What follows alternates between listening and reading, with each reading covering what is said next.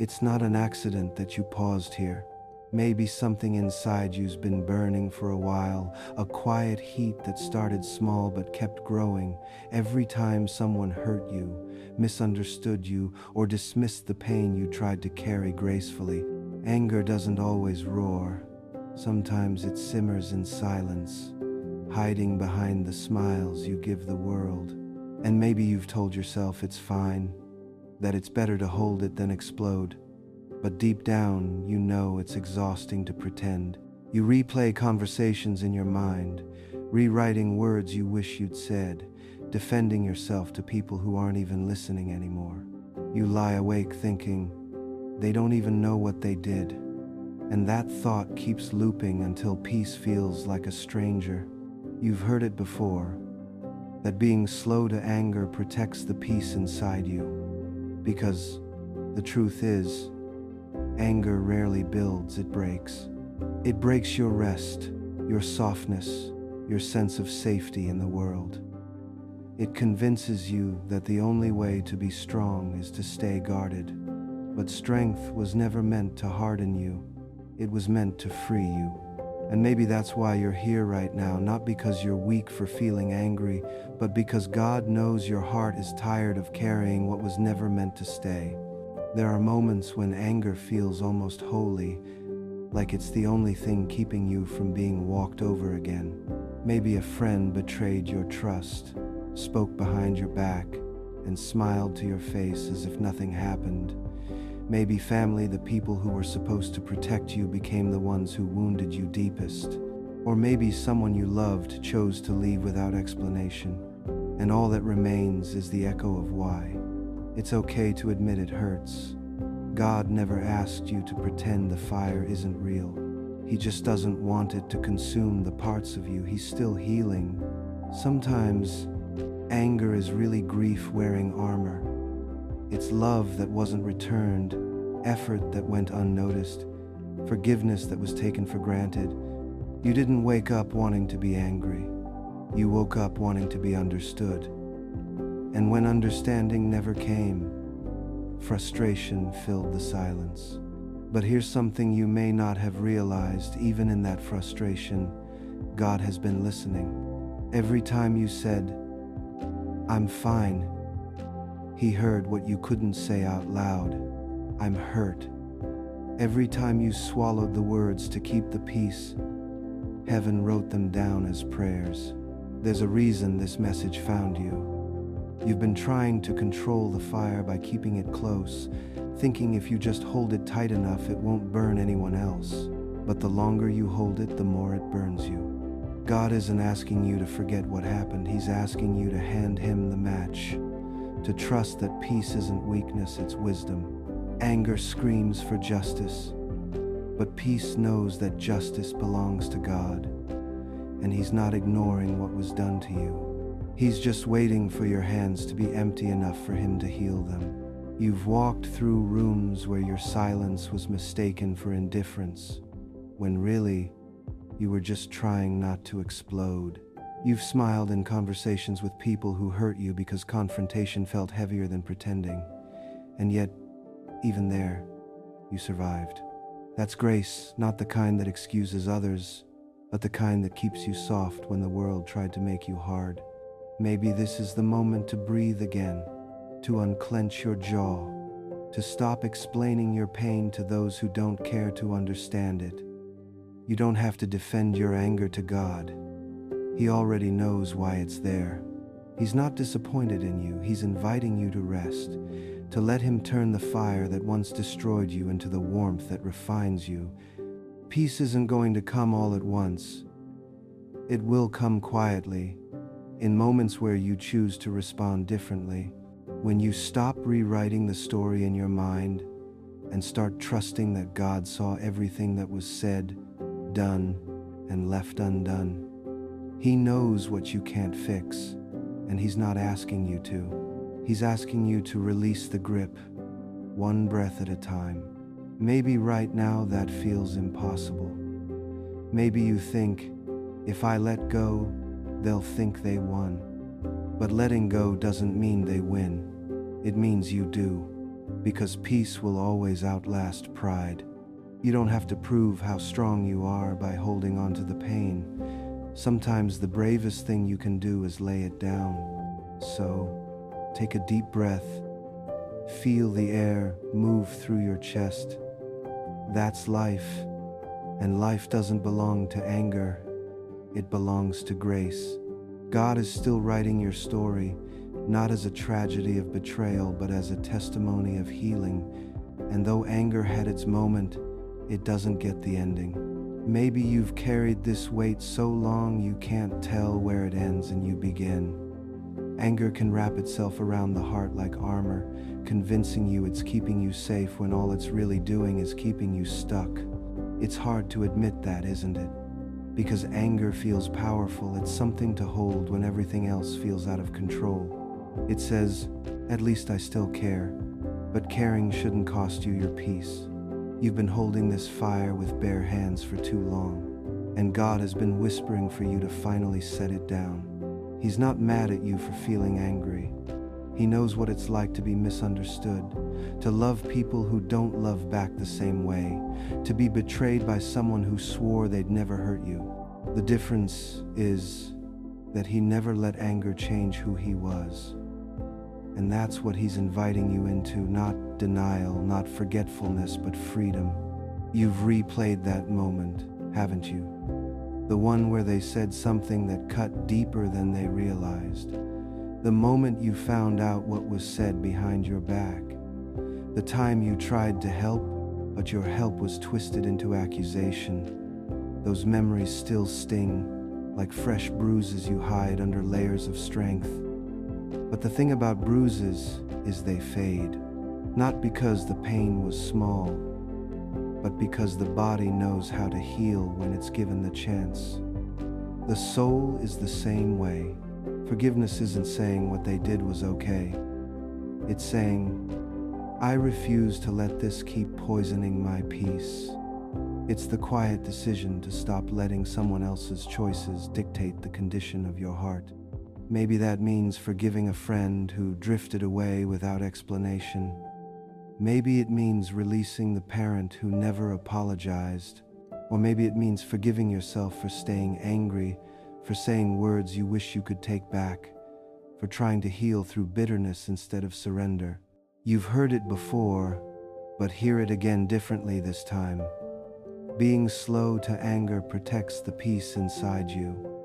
Because the truth is, anger rarely builds, it breaks.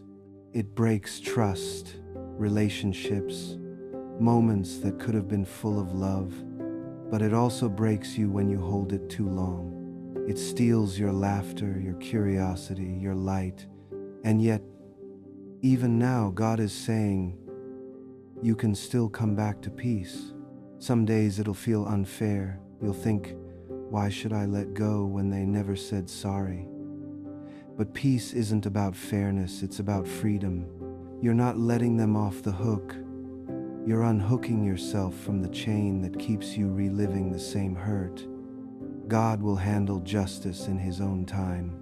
Your only job is to stay soft enough to be healed. Think about it. What if the person you're angry with never changes? Would you still want them to hold the key to your peace? Every time you replay the hurt, you hand that key over again. But the moment you say, God, I'm done carrying this, you take it back. You start living for the present instead of the wound. Maybe that's why you're hearing this right now. Because deep down you've already grown tired of fighting the same invisible war. You've outgrown the need to prove how wrong they were. The fire that once kept you going is now just smoke in your lungs, and it's time to breathe clean air again. Let God trade your rage for release. Let Him take that sharpness in your chest and turn it into compassion, not for them first, but for you. When you start to soften, don't be surprised if tears come out of nowhere. That's not weakness, that's the soul exhaling. The tears are proof that something inside you still believes in healing. You're not losing yourself by letting go of anger. You're finding the part of you that was buried underneath it. And maybe tonight, as you lie in bed, you'll feel it again, that pull toward peace. It might be quiet, almost like a whisper in your heart saying, "Enough now, you can rest." Listen to it. That's God. He's not far away. He's sitting beside you in the stillness, ready to take what's been heavy. You don't have to explain every reason why you're angry. He already knows. He just wants your permission to begin healing what anger tried to protect. So let your heart unclench. Let your mind breathe. Say it softly, even if it feels small. God, I'm tired of holding this. That's all you need to start. He'll do the rest. You've made it this far, and that already says something. Healing doesn't always look loud. Sometimes it's just sitting still long enough to say, "I don't want to live angry anymore." Maybe that's where you are tonight, not completely over it, but willing to begin again. That's where peace starts. Not in perfection, not in pretending the hurt never happened, but in the honest moment where you decide to stop letting pain speak louder than God. Anger had its place. It showed you what mattered, what hurt, what boundaries you needed to set. But now, it's time to thank it and release it, because the same fire that once burned you can now light your way forward. You've learned what not to tolerate, who not to chase, and how to recognize the difference between love and control. That wisdom didn't come easy. It came through heartbreak, through misunderstandings, through the nights when you swore you'd never forgive. But look at you now. You're still here, softer, wiser, more grounded in grace. There's something holy about this quiet space between anger and peace. It's the place where God rebuilds you, not the version you were before the hurt, but someone deeper, someone who knows how to feel without being consumed, someone who understands that forgiveness isn't a single act. It's a daily choice to let love win again. And that love starts with you. Maybe today you'll notice the small signs that you're healing. How your breath feels lighter, how you no longer replay that argument in your mind, how you can think of their name without clenching your jaw. Healing is rarely sudden. It's a slow sunrise that breaks the night, 1 degree of light at a time. And even if it still hurts sometimes, that doesn't mean you're failing. It means you're human. And God is patient with that. Think of all the energy anger took, the sleepless nights, the imaginary conversations, the weight of wanting them to understand. Now, imagine all that energy returning to you, purified, redirected, ready to build something new. That's what peace does. It doesn't erase the story, it redeems it. It lets you remember without reliving. It turns the wound into wisdom, the fire into faith. You might still cross paths with people who once triggered that anger, and that's okay. You'll smile differently this time, not because you've forgotten, but because you've grown. You'll speak with calm instead of defense, respond with clarity instead of pain. You'll realize that peace doesn't need to prove anything. It simply exists. And when you stand in it, you become untouchable in the best way. Not cold, but covered. Not distant, but protected. So tonight, if your heart feels tender, let it. Tenderness is not weakness, it's the soil where God plants new beginnings. Let Him water what's been dry. Let Him replace bitterness with understanding and anger with compassion. Not so others can take advantage again, but so you can live free again. You may not see it yet, but you are stepping into a quieter strength, the kind that doesn't need to shout to be powerful. The kind that chooses peace even when the past offers reasons not to. The kind that looks at old wounds and says, "You don't define me anymore." That's redemption. That's grace unfolding in real time. If you could see what God is shaping behind the scenes, you'd stop fighting to control what's already being healed. The people who wronged you, they're no longer your burden. The moments that broke you, they've become your testimony. Anger wanted to make you a prisoner of the past, but God wanted to make you a carrier of peace. And now, you are. Take another breath. Feel that stillness. That's what freedom sounds like. No shouting, no tension, no what ifs. Just stillness. You've made it through the fire, and you didn't come out burned. You came out refined. God hasn't forgotten what you endured. He saw the moments no one else did, when you held back tears in front of people who wouldn't understand, when you whispered prayers you weren't sure he heard. He did, and every moment you felt unseen was an invitation for him to step closer.